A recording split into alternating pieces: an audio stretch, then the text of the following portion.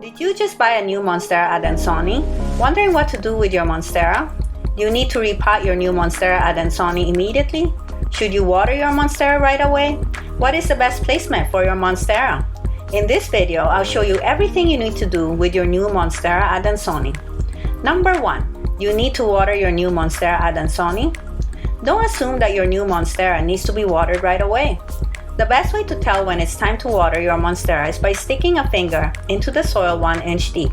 If the soil feels dry, then it's time to water your Monstera. I typically water my Monstera Adansonii once every 1 to 2 weeks. It doesn't like overly wet soil and is prone to root rot. Don't forget to empty out the water that drains. Don't let your new Monstera Adansonii sit in the pot of water. It might get root rot. Remember, don't overwater your new Monstera. Overwatering is the leading cause of death for most houseplants. It's best to underwater than to overwater. Number 2. You need to repot your new Monstera Adansonii. There are 2 things to check as you decide whether or not to repot your new Monstera Adansonii. The first is to check for drainage holes, and the second is to check for signs that your new Monstera Adansonii has outgrown its pot. Check for drainage holes. First, check and see if there are drainage holes at the bottom of the pot of your new Monstera. Some plants are in pots that look like it has no drainage holes, but there is actually a grow pot underneath with drainage holes.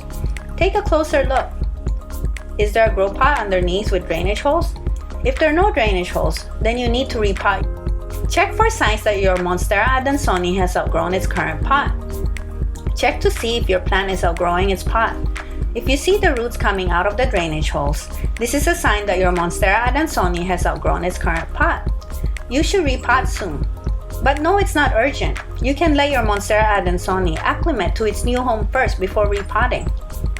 How to repot your Monstera Adansonii? If you need to repot your new Monstera Adansonii because there are no drainage holes or it has outgrown its current pot, use a well-draining organic all-purpose potting soil. Number 3. Where's the best place for your new Monstera Adansonii? There are several factors to consider when deciding where to place your new Monstera Adansonii. Light, whether or not you have pets, whether or not you have small children, temperature, humidity, and draft. Light. Monstera Adansonii prefers shaded areas with indirect sunlight. In the wild, it thrives in shaded areas under tree canopies. However, don't put it in a dark spot with little or no light. It needs a spot with filtered light. The best spot for your Monstera Adansonii is in front of a north-facing window. If you don't have a north-facing window, just make sure it's not getting direct sunlight. Filter the sunlight with sheer curtains or white curtains. Pets. Your Monstera Adansonii is toxic to humans, dogs, and cats. Don't let children or pets chew on the leaves of your Monstera Adansonii because it contains calcium oxalate crystals.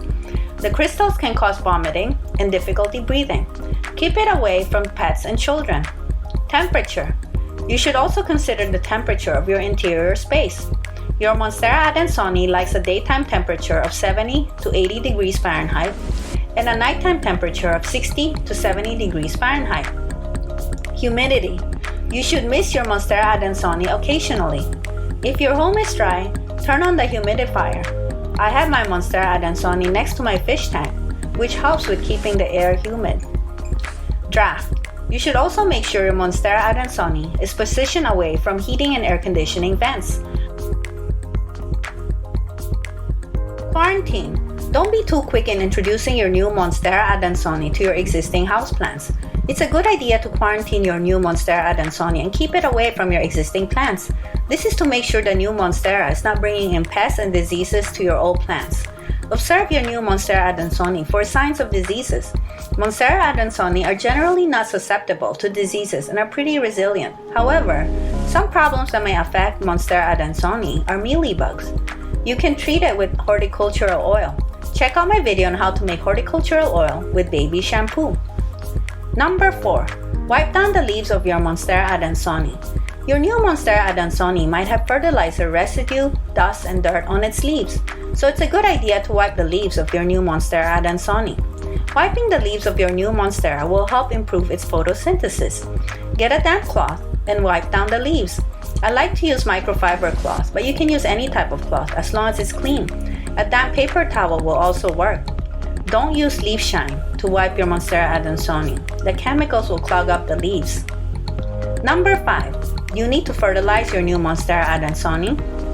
I generally don't recommend fertilizing your new Monstera Adansonii right away.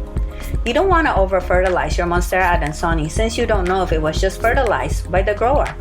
Wait a month before you fertilize your Monstera Adansonii. When you do fertilize, use an organic fertilizer with a higher ratio of nitrogen content. Monstera Adansonii should be fertilized once every 2 weeks when it is actively growing. When it's dormant during the winter, don't fertilize. Number 6. What should you do with damaged leaves? I suggest removing any damaged or torn leaves on your Monstera Adansonii. Simply cut it off with clean scissors. Your Monstera will look nicer without the damaged leaves. Damaged and torn leaves will not turn green and healthy again, so you might as well just cut them off.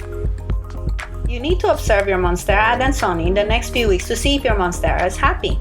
If you see drooping leaves, it could be a sign of overwatering or it's too cold.